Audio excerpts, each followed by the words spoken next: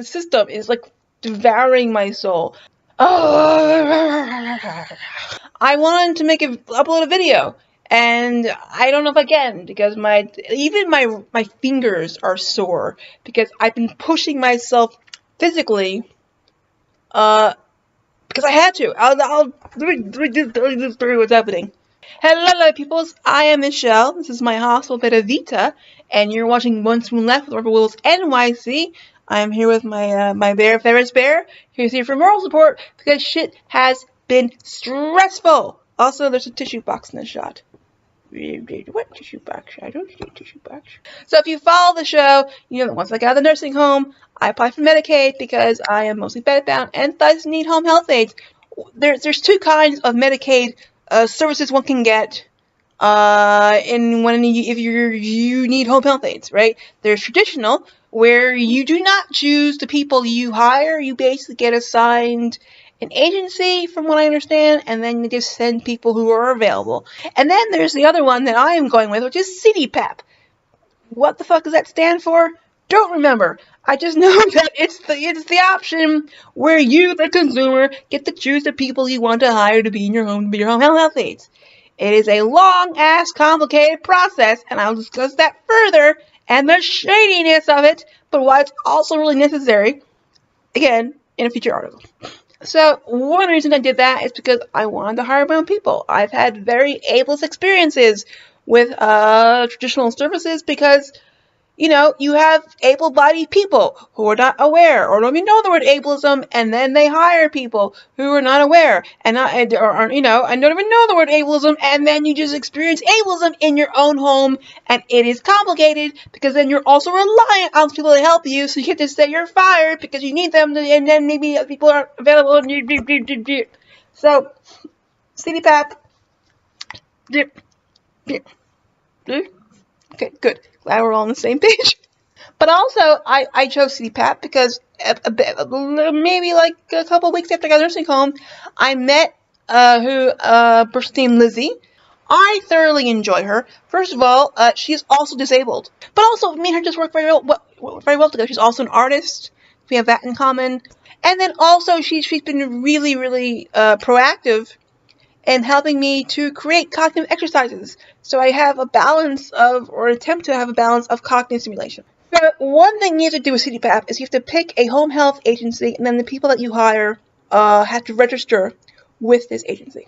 And one aspect of the process is a mandatory drug test. Now, I don't know who this drug test is for. Who is it for is what I want to know. They say it's for the consumer, like my safety, but I'm going to have to call bullshit on that because you know what? They don't do background checks. See, Lizzie, because she has a number of situations where sometimes she's just in a shitload of pain. The lighting's a little bit. It's winter light. I have no control over this. Well, a lot of things in my life I don't have control over. The winter lighting is one of them. Lizzie takes medicinal marijuana because she has a lot of pain flare-ups with her disability. She actually was originally from Colorado, where she got a pot card. In New York, she does not yet have a pot card because a pot card is $500. So because of that, I might not be able to hire her. I was informed by my social worker, or really the system social worker, because she's not much help, that I took too much time, and that I can still strive for CDPAP, but temporarily I have to get traditional services, which sucks. They have sent me 2 people within I would say a 5-day period. The first person that they sent me did not speak English and only knew Fulani, which, as I discovered, is a lovely language from West Africa. But it was a problem because I could not communicate with her, she could not communicate with me, and therefore I could not communicate my basic needs. Thankfully, I had a friend there at the time to help me out, and she got me my food, and she got me what was needed, but the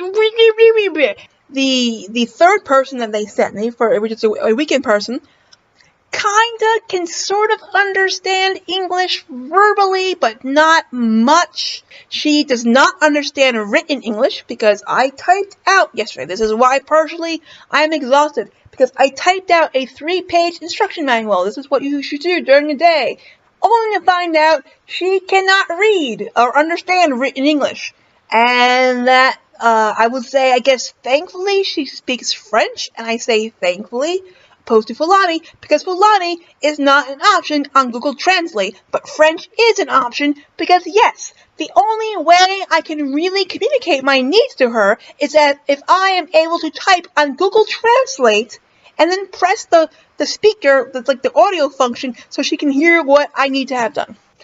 What happens to people who do not have access to this technology? There's times where, like, I cannot verbally communicate. There's times where I cannot type.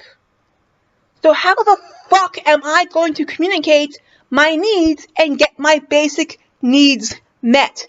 Now, I'm saying this because the system sees no problem with sending me people who I cannot communicate with, and this can actually cause me harm.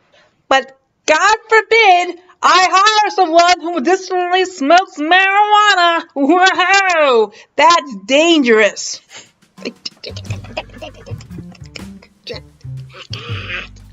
Can you relate to this story?